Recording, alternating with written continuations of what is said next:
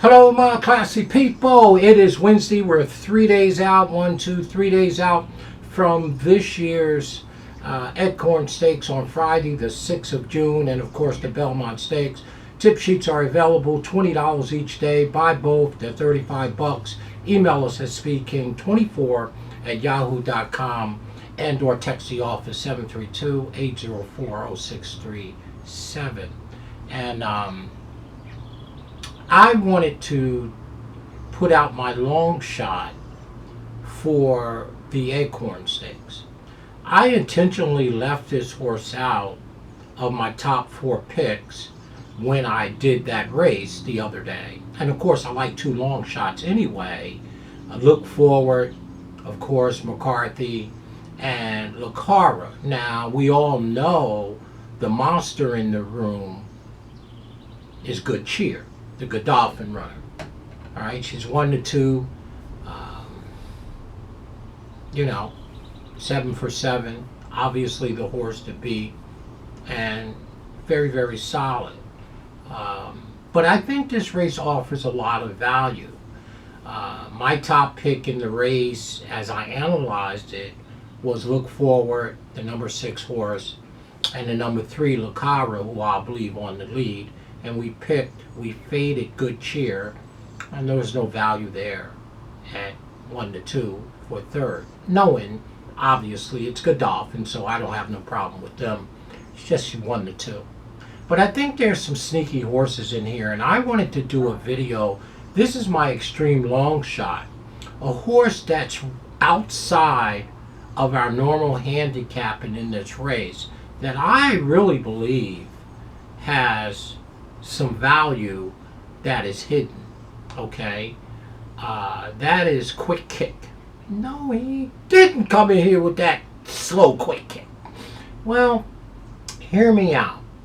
Okay, obviously this race is, Good Cheers to win or lose, but the Acorn Stakes has some very nice talented fillies. QUICKICK is the number 7 horse, installed at 20-1, on her way to 30 or 35-1, rightly so. But when you take a close look, how sneaky good is this horse, right?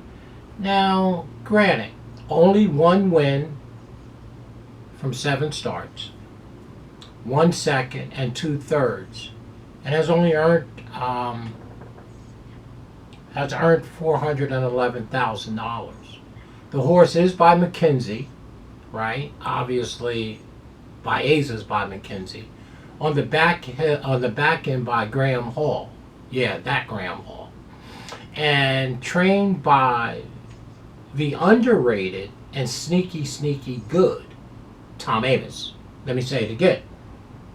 Tom Amoss is one of the most underrated trainers out here. And he's sneaky good. And he goes and employs the services of Flavian Pratt. Now, that kind of scares me that I won't get 30-1. But let's look at QUICKICK and see what is going on here. The horse has 7 starts, broke her maiden, ran her first race August 11th up at Saratoga. Well, somebody thought something of them, because you don't take your baby 2-year-old to Saratoga or Del Mar unless you think they have something. She ran 3rd that day, August 11th last year, to Lucara. Okay, she was 4-1.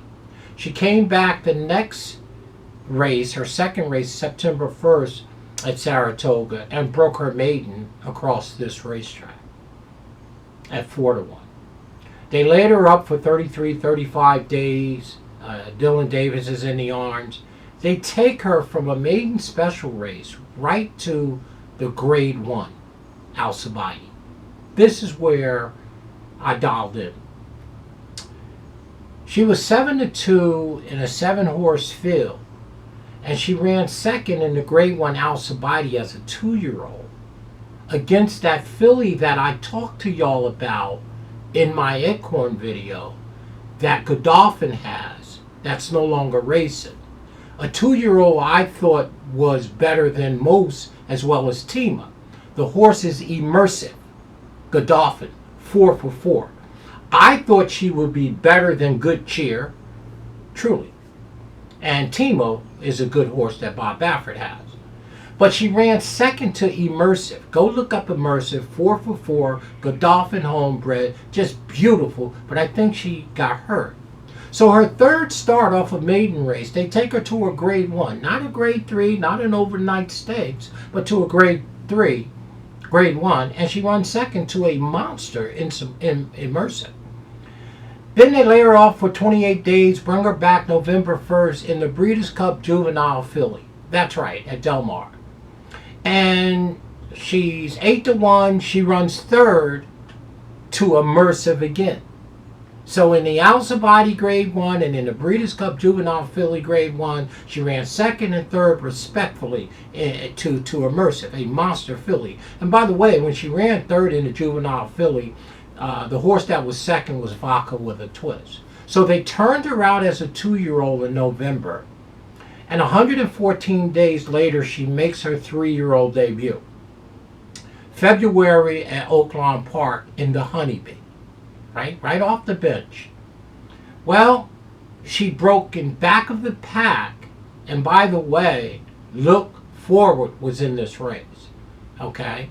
She needed the grade 3 race, but she did beat half of the field. She ran 5th by 8 in a field of 13. And she did beat Look Forward that day, who ran 8th and 9th. Now, Look Forward did miss the break. So that's our first race as a 3-year-old off of 114 days. They bring her back in 27 days with the smooth Tyler Gaffleone, and they go from a grade 3 to a grade 2 to the Fairground Oaks race at 12 to 1, and she beats half the field and runs 4th against Good Cheer.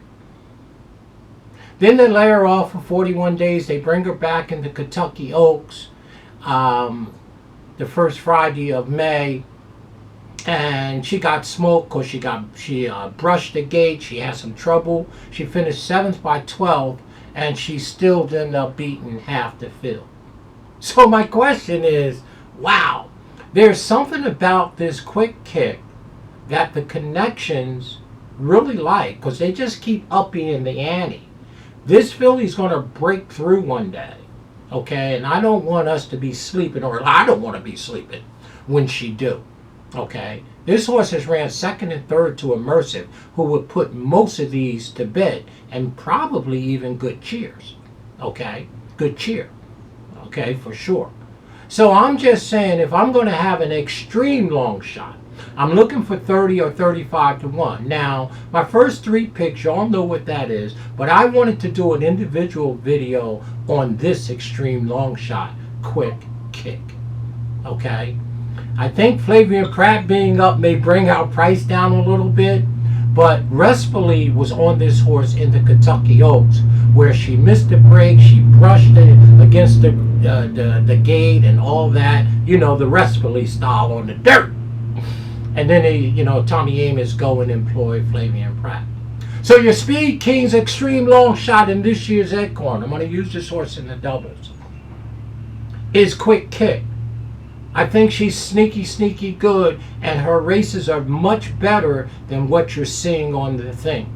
At worst case, we could use her underneath and tries and supers like that. I just hope she gets up to 30 or 35 to 1. It may be asking a lot because Flavien Prat is in the arms, and people aren't stupid, right? They be like, oh, it's Flavien Prat, we're going to use this horse. All right? So your Speed King extreme long shot in the Acorn, if there's a horse outside of the realm of normal handicapping that can upset the race at the graveyard, I think it would be Quick Kick. That's my extreme long shot in the Acorn. I think she's a lot better than you're giving credit for. Go take a look at her 2-year-old races.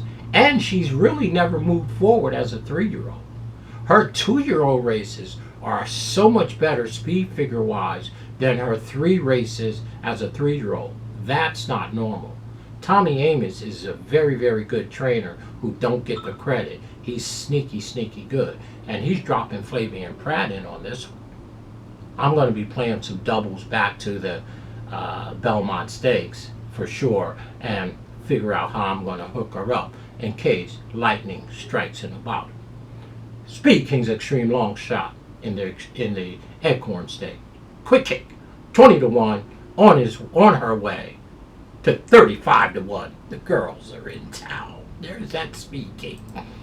Just telling you what I see. Go look at this line by line in your racing form. I mean, it's just stunning, right? And she's had a couple bad breaks, but they like this filly. And by the way, she's a winner of one, and she has still earned $411,000. This filly's going to break through, and if anybody can sneak one up past you, it's Tommy Amos. He's so much better. One of my favorite New York trainers. Stay classy, y'all. Extreme Long Shot. Acorn, number 7, Quick Kick. She might be kicking these.